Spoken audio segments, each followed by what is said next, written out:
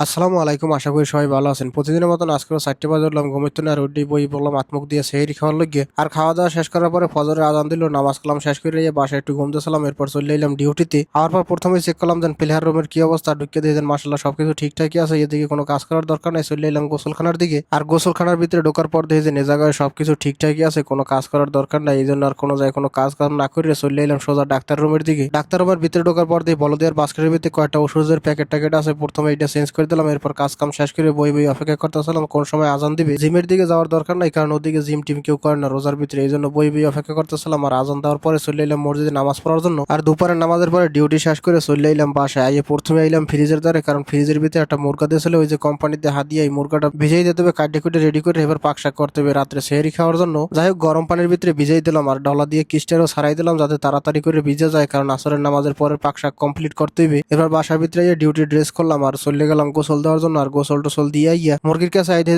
মোটামুটি আকারে ভিজে গেছে, কই আর লেট করার দরকার নাই, এখনই আস্তে আস্তে কাটতে থাকি, বাকি ভেজবে মানে কাটতে কাটতে। ফ্রিজের ভিতরে অনেকদিন তোমাদের রাহা ছিল দেখে যেন সাম্রাজ্য ছুলাই দিলাম ফালাইয়া। এবার আস্তে ধীরে সুন্দর মতো কাটি কুটিয়ে রেডি করে ফেলাইলাম। মুরগিটা অবশ্য বড় আসলে 1100 গ্রামের মুরগি, এই জন্য তাই চিন্তা করলাম একটা মুরগি তো একবারে খাওয়া সম্ভব না, এত বড় মুরগি এই রমজানের ভিতরে এক বেলায় ভাত খাই মাত্র। প্রথমে অবশ্য অর্ধেক অর্ধেক করছিলাম, পরে দেখেন অর্ধেক অর্ধেক করলেও বেশি হয়ে যায়, 2 দিনের লগে মাত্র তরকারি পাক কোনো, বেশি দিন রাখে তরকারি খাইলে আর গ্যাস্ট্রিক হয়ে যায়, তাই 3 ভাগ করে 2 ভাগ রাখতে দিলাম, আর 1 ভাগ রাখছিলাম পাক করার জন্য। এর ভিতরে দেখি আনোয়ার ভাই হেরাই কইতে যেন পাক করার দরকার নাই, এদিকে পার্টি হইবে অবশ্যই ইফতার পার্টি সাহারির জন্য আমার পাক করতে হবে, কিন্তু এখন পাক করার দরকার নাই, সবাই যখন কিচেন রুমে পাক শাক লাগি ব্যস্ত আছে, আমি এর ভিতরে পাক করলাম না। যাই হোক, এদিকে নাজবুল ভাই হেরা পেজু টেজু বানার জন্য গোলা বানাইতেছিল, আর ভিতরে দেখেছেন এদিকে আবার ফল ফ্রুট কাটিয়ে একজন রেডি করতে আছে। এই পার্টিটা দেওয়ার মূল উদ্দেশ্য হয়েছে আমাকে যে মেইন বাবুর্চি আসলে আগে যে পাক শাক করতে সবকিছু, উনি আমাদের এই জায়গাতে চলে যাবে, আর যে জন বেলসালা রাইতে আছে এনিও চলে যাবে ছুটিতে, এই দুইজনে মিল্লা পার্টি দিতে আছে চলে যাইতে আছে। এটা কোনো দুঃখের বিষয় না, কিন্তু দুঃখ লাগতেছে এই জায়গাতে যে উনি গেলে পাক শাক আর হইবে না আর পার্টি হইবে না। তবে আমার আর একটু দুঃখ আছে, এই যে মানুষটা যাইবে, এই মানুষটার লাগে মনে করে আর দ্বিতীয়বার দেহা সাক্ষাৎ হইবে না, এই কথাটা চিন্তা করলেই মনের ভিতরে একটু কষ্ট কষ্ট লাগে, কারণ ওনার বাড়ি হয়েছে মানিকগঞ্জ আর আমার বাড়ি হয়েছে বরিশাল। আর দ্বিতীয়ত উনি যখন যে জায়গায় যাইতে আছে সে জায়গায় দিয়ে আর আমাকে কোম্পানিতে আর আইবে না। যাই হোক, স্মরণীয় বিষয় হয়েছে যে অনেক সময় হয়তো হ্যার কথা মনে করবো যে অনেক সুন্দর সুন্দর আইটেম পাক করে খাওয়াইছিল। যাই হোক, ইফতারের আগে হ্যার জন্য দোয়া দূর করে সবাই দোয়া করলো। এরপর ইফতারি প্রথমে বুটমুড়ি দিয়ে শেষ করে চলে এলাম মসজিদে নামাজ পড়ার জন্য। আর মাগরিবের নামাজ কালাম শেষ করে যাওয়ার পরে আবার দ্বিতীয়বার খাওয়ানো আছে, যে খিচুড়ি পাক করছিল এইগুলো। যিনি যাবে গা ওনার নাম হয়েছে আসিফ, এই যে হলুদ টি শার্টে খিচুড়ি বাড়িয়ে বাড়িয়ে দিতে আছে। যাই হোক, লাস্ট বারের মতো খিচুড়ি নিজের হাতে বাড়িয়ে দিল, আর আমরা সবাই বই পড়লাম খাওয়া দাওয়ার লেগে। কিন্তু হ্যাঁ, দাঁড়াইয়ে রইল যেন পরে খাইবে এর জন্য, কারণ লোক একটু বেশি তো এই জন্য বসার জায়গা হইতেছিল না, এই জন্য বেশি যে কয়জন এই কয়জন রয়ে গেল লাস্টে খাইবে এর লগে। মাশাআল্লাহ, আজকের খিচুড়িটা অনেক ভালো হয়েছে, কিন্তু ওনার হাতের যে বিরিয়ানি খেয়েছে এই স্মৃতি মনে থাকবে অনেকদিন পর্যন্ত।